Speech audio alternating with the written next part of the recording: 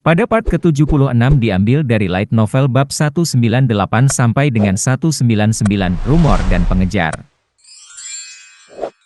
Tak disangka, Jin dan Murakan langsung diusir begitu pulang. Mereka juga menggunakan gerbang transfer untuk pergi ke Pulau Manji di Laut Barat. Kegilaan apa ini, tiba-tiba mengusir orang? Apa yang terjadi? Murakan menggerutu, dan Kui Kantel mendongak. Tidak ada perubahan di Kompas. Enya, kali ini kamu harus keluar. Aku juga? Enya diusir. Sama dengan Pulau Manji di istana tersembunyi. Lalu ada perubahan kompas. Begitu Enya tiba di Pulau Manji, sebuah titik merah muncul di peta kompas. Ya, aku kurang lebih mengerti. Sepertinya kompas ini tidak bisa mendeteksi kontraktor Solderet. Tapi jika mereka dekat dengan Jin, bukankah kontraktor lain juga harus dilacak? Titik merah muncul saat Enya melakukan perjalanan ke Pulau Manji, namun menghilang saat dia kembali ke Tikan. Aku akan mengeluarkan Enya dan Euria. Saat Jin mengeluarkannya, titik merah muncul di peta kompas di Pulau Manji. Dua titik merah itu milik Euria dan Enya. Jin meninggalkan Tikan sendirian lagi. Kompas tidak menghasilkan titik merah di Tikan atau di Pulau Manji. Aneh. Memang benar kompas tidak bisa melacak Jin, tapi bukannya Enya dan Euria tidak terpengaruh dan tidak terkena pelacakan, kan? Sejak itu, Enya dan Euria beberapa kali melakukan perjalanan ke daerah lain selain Pulau Manji. Setiap saat, hasilnya selalu sama, dengan atau tanpa Jin. Artinya, saat mereka bepergian sendirian, titik merah pada akhirnya akan muncul di peta. Pasti ada sesuatu di Tikan. Kui Kantel menyimpulkan. Sebuah cermin. Hanya itu yang bisa dipikirkan Jin. Kemudian, percobaan yang sama dilakukan dengan cermin. Sebelum 1 jam berlalu, para sahabat dapat menyadari bahwa cermin tersebut memiliki efek menyembunyikan kontraktor dari kompas. Jadi, untuk meringkas, Jin tidak terkena deteksi tanpa cermin, Euria dan Enya juga tidak, dan selama cermin ada di Tikan, ini adalah zona aman dari deteksi untuk kontraktor. Kompas tidak dapat mencari dewa dengan kekuatan lebih dari jumlah tertentu, atau kontraktor mereka. Karena cermin memiliki sifat penyegelan Kulam, Dewa Kuno, dan Solderet, hal itu semakin menghambat fungsi kompas. Jadi jika kita tetap diam, kecil kemungkinan gadis itu, kipas angin, dan es krim itu terekspos oleh kompas. Bahkan jika mereka terekspos ketika mereka meninggalkan Tikan, itu bukanlah sesuatu yang dapat segera ditemukan. Fakta bahwa Andre Zipley tidak dapat menemukan Euria di masa lalu mungkin karena keterbatasan kemampuannya. Namun, itu semua tidak sia-sia. Mulai sekarang, Jin dan kawan-kawan akan mengetahui perkiraan lokasi kontraktor di seluruh dunia, dan dari sana, mereka dapat menyimpulkan apakah Zipley telah menculik mereka atau tidak. Jika titik-titik merah tiba-tiba mulai menyatu di Federasi Sihir Lutero, itu akan menjadi tanda penculikan yang jelas. Itu belum semuanya. Jika kontraktor baru muncul, seseorang yang kami butuhkan, kami dapat mencarinya sebelum atau bersamaan dengan Zipley. Mereka juga menegaskan sekali lagi bahwa Tikan adalah zona aman, sehingga kerja keras selama 6 bulan tidak sia-sia. Kita harus membuat gugus tugas untuk memeriksa kompas setiap hari. Tuan Kashimir, saya mengandalkan Anda. Dimengerti, Tuan Muda. Akhirnya aku bisa bernapas lega sekarang karena aku tahu putriku tidak dikejar. Tuan Muda, saya akan memberitahu Anda tentang laporan lainnya. Ya silahkan. Pertama, kamu mungkin ingin melihat ini. Gili membentangkan koran di atas meja dan berbicara. Pulau Bajak Laut, Kerajaan Belard. Seorang individu tak dikenal yang terampil dengan helm hitam ajaib telah muncul. Apakah dia pahlawan atau penjahat? Haha. Pahlawan, penjahat, ini gila, nak. Murakan menyenggol Jin dengan sikunya dan tertawa, dan Siris juga tertawa kecil. Artikel itu mengatakan sesuatu seperti ini. Seorang pria kuat misterius bernama Barmal, yang menggunakan kekuatan petir, bisa menjadi kontraktor baru Dewa Badai, Vital, menandai kemunculan kontraktor badai setelah 288 tahun. Dia tampaknya bukan milik kekuatan besar manapun, karena keluarga Zipley dan Kekaisaran Vermont telah menyatakan keinginan mereka untuk melakukan kontak dengannya. Munculnya sosok yang begitu kuat yang ingin ditangkap oleh kedua kerajaan sangat jarang. Rankandel belum mengambil sikap, dan langkahnya di masa depan sangat dinantikan. Menurut saksi mata, dia digambarkan sebagai pria berambut pirang dengan wajah tampan dan berpenampilan cabul. Namun, dia mungkin sedang menyamar. Tidak jelas mengapa dia datang ke pulau itu. Ada yang mengatakan tujuannya adalah untuk membersihkan zona bajak laut, sementara yang lain percaya dia mencari kekayaan di kasino. Penduduk pulau hanya berharap komet baru yang mengguncang benua ini adalah pertanda baik. Pada titik ini, Jin tidak bisa menahan perasaan tidak nyaman. Ratusan media telah menerbitkan berita seperti ini. Saya berharap nama saya akan tersebar luas di beberapa titik, tapi ini memalukan. Sementara Murakan tertawa, Jin memikirkan informasi yang tersembunyi di artikel. Tidak ada yang menyebutkan Kinslow dan Kompas. Tidak ada penyebutan Cukon Tolderer atau Karl Zipley berada di sana, tidak. Menyebutkan Ksatria Penjaga Rankandel, tidak ada satu baris pun tentang pasukan khusus dan pengawal istana. Fokusnya ada pada saya, bajak laut, dan rumah judi. Dengan kata lain, Rankandel, Zipley, Vermont, dan Kinslow, 4 kekuatan besar ini telah menguasai media. Fakta bahwa Zipley dan Vermont secara terbuka mengungkapkan keinginan mereka untuk bertemu dengan saya berarti mereka tidak tahu siapa saya, dan mereka tidak berharap untuk mengetahuinya dalam waktu dekat. Kalau tidak ada alasan untuk membuat pernyataan seperti itu. Tanpa sepengetahuan seluruh dunia, itu adalah cara Zipley dan Vermont untuk menjebak Jin, dan jika tertangkap, mereka akan menangkap atau membunuhnya dengan paksa. Dan dengan artikel-artikel ini sebagai motifnya, mereka yang memiliki keraguan atau kebencian terhadapku telah mendapatkan banyak petunjuk. Mereka yang pernah bertemu Jin, memakai helm hitam ajaib. Di antara mereka, Kusan dan Brice yang bertempur di kerajaan Delki, dan Rats, pembunuh yang menemui mereka di kabin Kui Kantel. Sekarang mereka memiliki petunjuk yang kuat untuk menemukan Jin. Jika dia menggunakan rune Myulta di mana saja di masa depan dan meninggalkan saksi, mereka akan mendekati Jin. Mereka bukan satu-satunya, 4 kekuatan besar dan keluarga serta organisasi kuat lainnya tidak akan tinggal diam. Jin dengan cepat menjadi selebriti. Bukan sebagai Jin Rankandel atau Jin Grey, tapi sebagai Barmal. Mereka yang telah melihat rune Myulta akan mencari lebih rajin. Kusan dan Brice, aku curiga mereka dan pembunuh bayaran Rats akan menjadi yang paling gigih. Anak-anak, apakah menurutmu mereka akan menjadi lawanmu sekarang?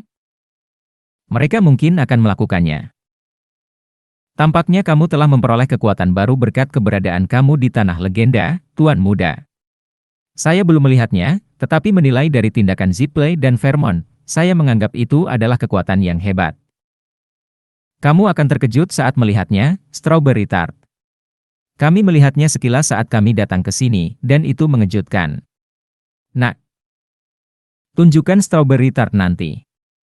Dengan pedang bayangan. Tentu saja. Jin merasa sedikit malu. Namun di sisi lain, Gilly sangat senang. Sekarang ayo pesan dan minum bersama setelah sekian lama, semuanya. Melihat semua orang berkumpul di sini ditikan lagi. Membuatku bernostalgia, kata Gilly.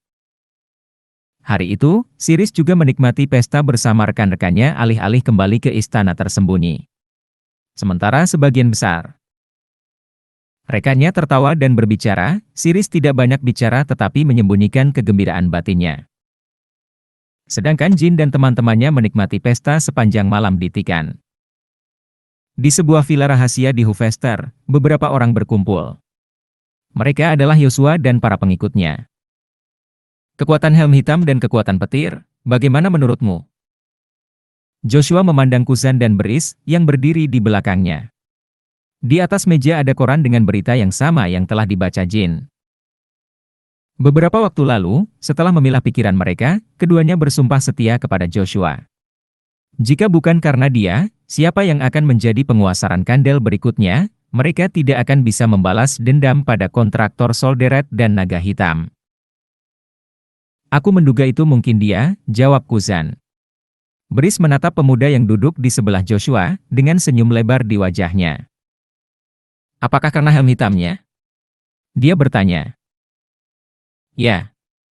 Setelah hari itu, kami mencari kemana-mana, tapi kami belum pernah melihat orang yang memakai helm seperti itu.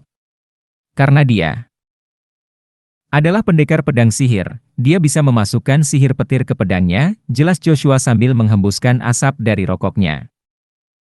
Ya, itu juga yang kupikirkan.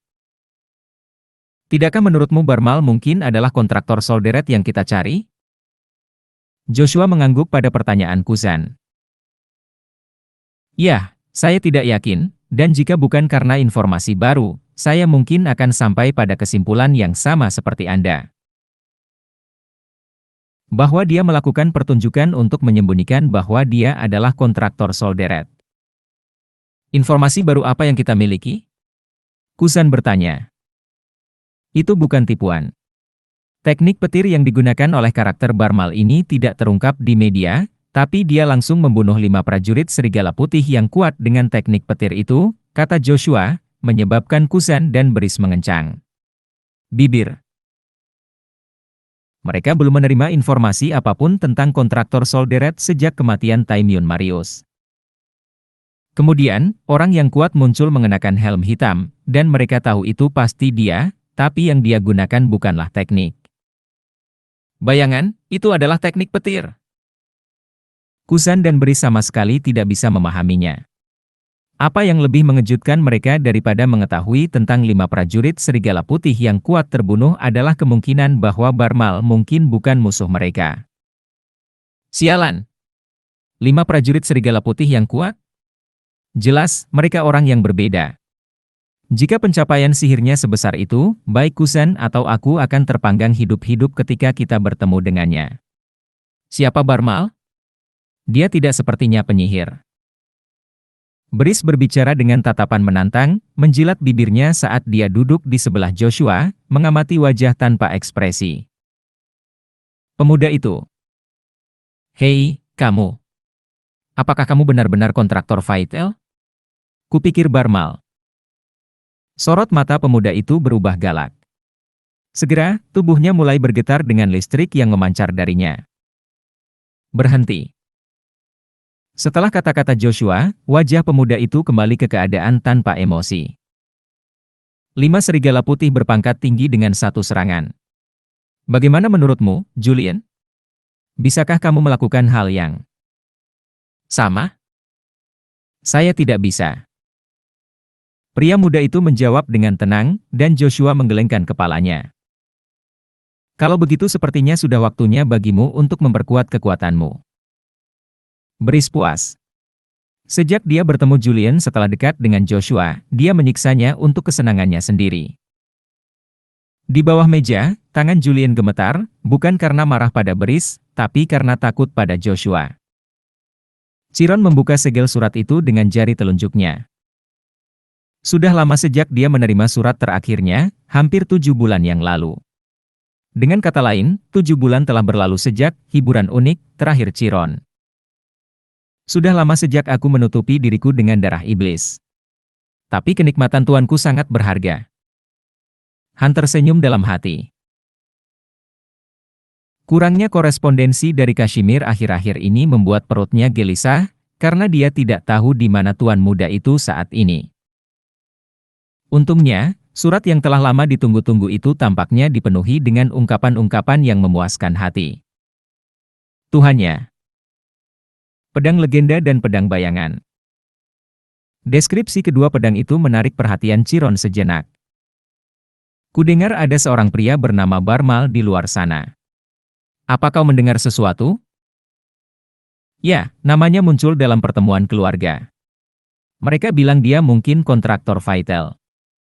Aku tidak tahu apakah dia sendirian atau punya rekan, tapi dia membunuh 5 jenderal serigala putih di sebuah pulau di Kekaisaran Belar, jadi dia tidak terlihat seperti orang biasa. Mereka akan terkejut saat tahu dia yang termuda. Benar-benar? Lakukan sesuatu tentang itu. Dan pastikan pembawa bendera tidak terlalu memperhatikannya. Dipahami. Chiron melanjutkan membaca surat itu.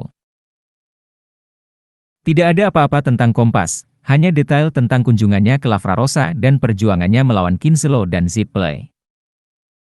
Bantuan Siris dari istana tersembunyi juga disebutkan tanpa gagal. Chiron tidak merasa buruk mengetahui bahwa Kashmir sengaja menyembunyikan informasi.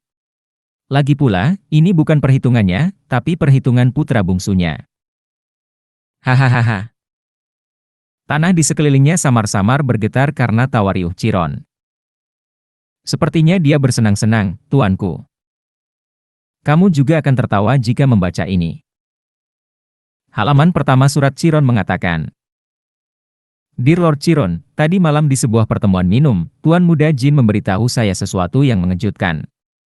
Saya pikir saya sekarang bisa bersaing dengan ayah saya. Oh, cerita yang luar biasa. Ekspresi Han mengeras. Pedang hantu sepertinya sudah gila. Sekalipun putra bungsu mengatakannya, itu harus ditafsirkan dan dilaporkan dengan benar. Aku akan pergi sekarang dan memberinya peringatan keras. Han, apakah kamu pernah mendengar tentang ras binatang yang disebut The Legends? Ya, saya tahu mereka adalah spesies tak dikenal yang dikalahkan 5.000 tahun lalu, menyebabkan kepunahan mereka.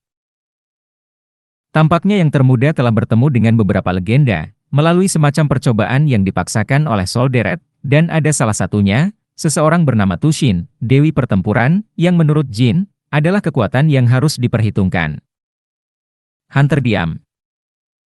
Tidak ada manusia di dunia yang bisa menyaingi Chiron dalam hal skill. Apalagi konon ras legenda telah dihancurkan 5.000 tahun yang lalu. Bagi Han, itu adalah cerita yang tidak masuk akal. Namun, yang termuda dan pedang hantu tidak akan berbohong tentang itu. Han dengan sabar menunggu Chiron berbicara lagi. Logika anak muda adalah, karena dia telah berkompetisi dengan Tushin, Dewi Pertempuran, dia bisa melakukan hal yang sama. Denganku. Haha, itu sangat lucu sampai hampir membuatku menangis. Sejujurnya, kupikir itu hanya komentar dari anak muda yang belum memiliki cukup pengalaman dalam pertempuran. Meskipun dia tumbuh dengan cepat, dia masih berusia 17 tahun, bukan?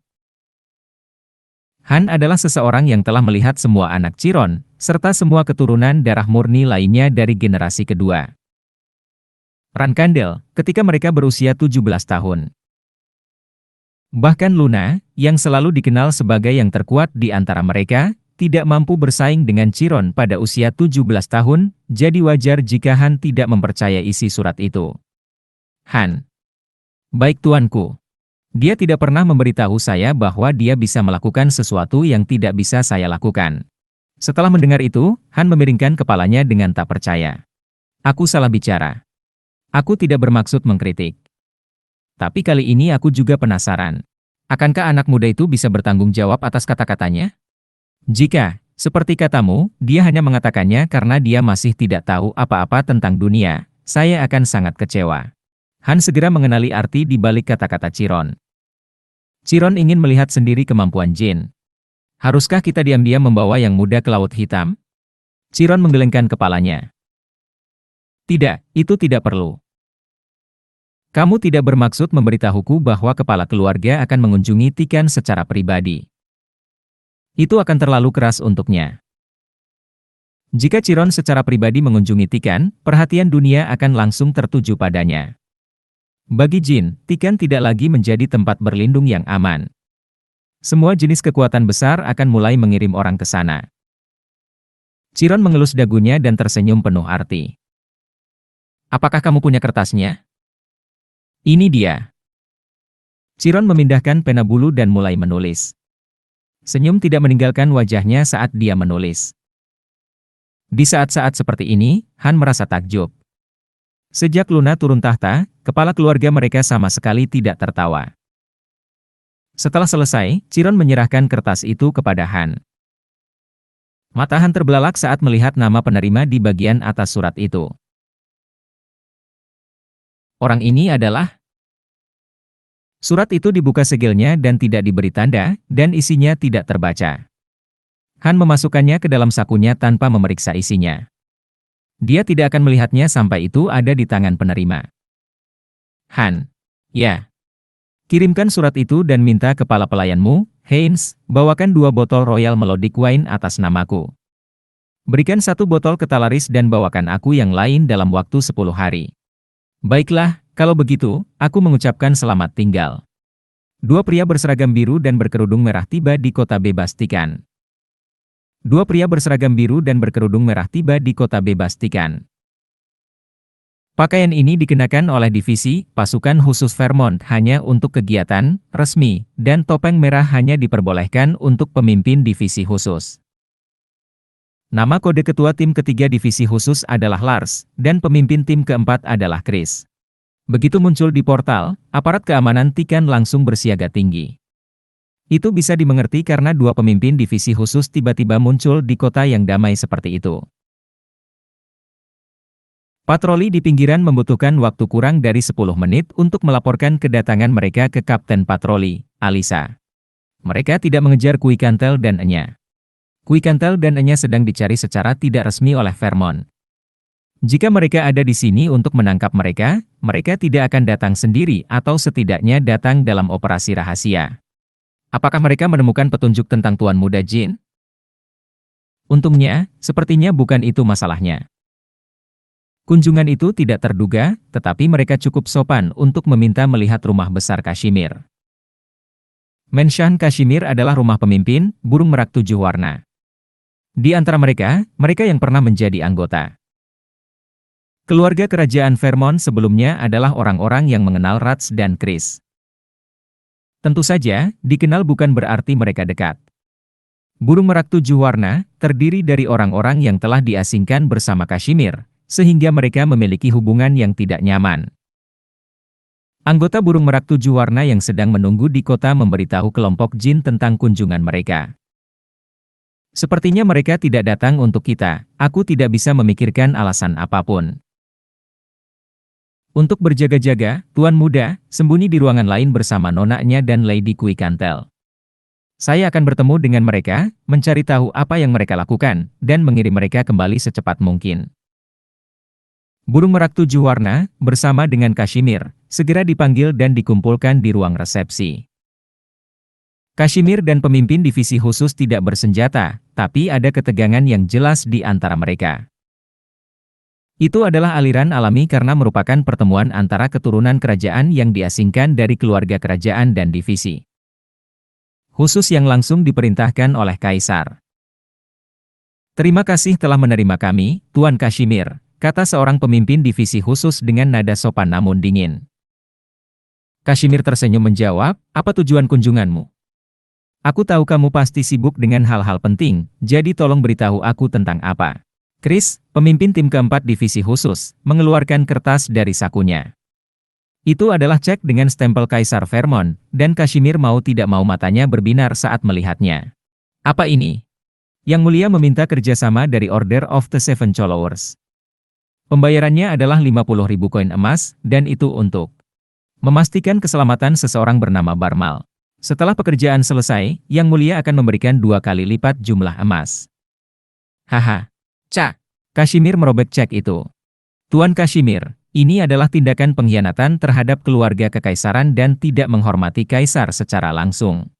Saya tidak percaya kaisar saat ini cukup terhormat untuk membicarakan hal-hal seperti itu, Kapten Chris. Kembalilah, beritahu kaisar bahwa saya tidak akan menerima kesepakatan apapun dengannya. Kamu tidak mengerti, Tuan Kashmir. Apakah kamu tidak tahu bahwa Barmal baru-baru ini menjadi topik pembicaraan utama di masyarakat? Yang Mulia hanya ingin berbicara dengannya sebelum Ziple melakukannya. Jadi, jika kamu bekerja sama dengan kami. Omong kosong. Kashmir tiba-tiba berdiri dan berteriak. Maksudmu, kamu tidak melihat di matamu keturunan royalis kuno Great Vermont.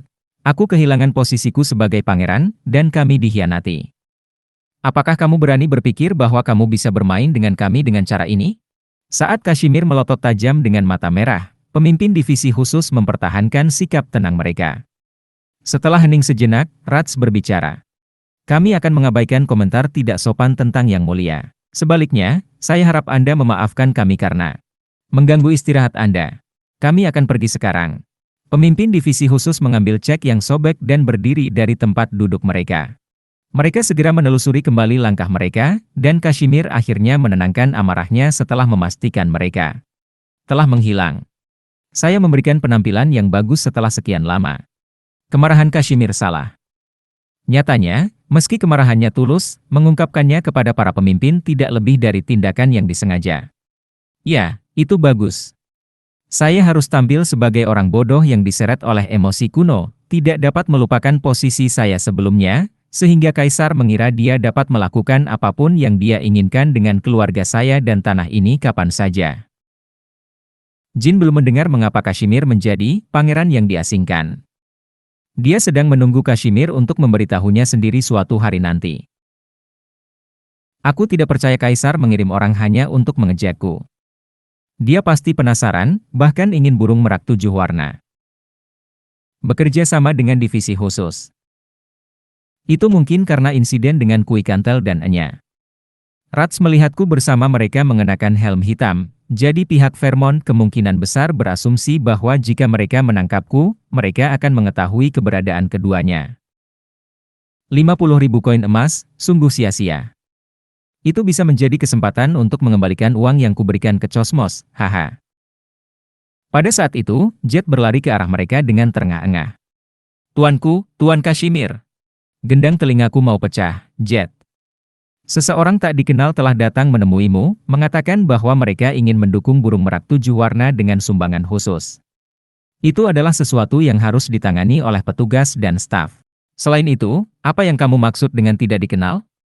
Ya, mengingat jumlah donasinya tidak normal, sepertinya mereka membawa kapal besar berisi koin emas. Jadi para anggota bergegas memeriksanya, tapi sepertinya tidak ada yang tahu siapa orang itu. Tidak ada? Hari ini adalah hari dengan banyak pengunjung yang tidak biasa. Di mana orang itu sekarang? Mereka sedang dalam perjalanan ke Mensah.